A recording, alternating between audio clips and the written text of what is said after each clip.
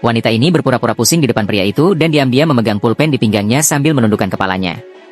Tepat saat pesawat mendarat, wanita itu mengeluarkan pulpen dan dalam sekejap menusuk leher pria tersebut, yang tiba-tiba membuat pria itu tertekun sejenak dan rasa sakit yang menyengat di tenggorokannya membuatnya hampir mustahil baginya untuk bernapas. Ia ingin mencengkram pergelangan kaki wanita itu untuk menghentikannya, tapi ia begitu lemas hingga sulit baginya untuk berdiri. Wanita itu berlari keluar pesawat dengan ketakutan. Pramugari segera menghubungi polisi. Wanita itu dengan cepat berbaur dengan kerumunan di aula, buru-buru melepas mantelnya dan lalu duduk di depan kedua gadis itu. Kemudian ia berpura-pura tenang dan mulai berbicara omong kosong. Dengan menggunakan gadis yang kebingungan itu sebagai kedok, ia dengan cerdik menghindari pengejaran para penjaga.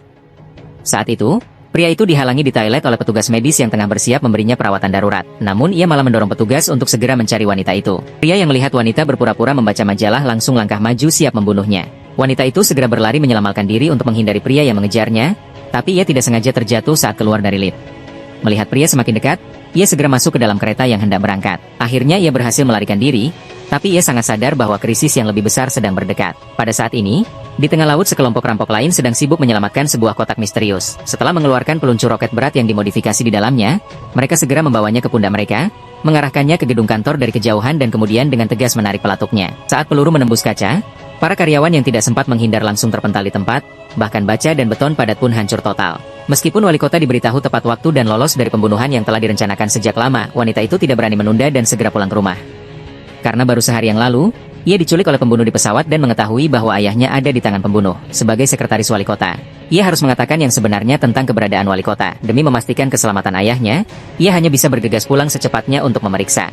Begitu sampai di tempat tujuan, ia melihat seseorang pria kekar dengan perilaku mencurigakan. Hal ini memberinya firasat buruk dan tanpa ragu ia menginjak pedal gas dan menabrak pria itu dengan kecepatan penuh. Melihat si pembunuh tergeletak di runtuhan, ia bergegas ke dalam rumah untuk memastikan ayahnya aman. Namun saat ketegangan mereda, pria itu tiba-tiba masuk ke kamar dan memukul ayahnya hingga pingsan di tempat. Hal ini membuat wanita itu geram. Saat melarikan diri, ia sengaja menjatuhkan kursi untuk menghalangi pengejaran pria itu. Tapi tindakan ini mengaktifkan keinginan berburu pria itu. Sekalipun pintunya tertutup rapat, ia tetap berusaha seperti anjing gila, berusaha mati-matian mencongkal kunci dengan pisau. Tapi saat pria tengah bekerja keras, ayahnya yang jatuh tiba-tiba terbangun. Tapi pria itu sudah bergegas masuk dan mulai memburu wanita tersebut. Wanita itu ingin menutup pintu dan menghalangi serangan pria itu. Tapi tiba-tiba ia diserang menyebabkan ia jatuh dari tangga. Melihat putrinya akan mati, sang ayah tepat waktu sambil membawa pistol dan menembak pembunuh itu. Akhirnya ayah dan anak itu keluar dari krisis.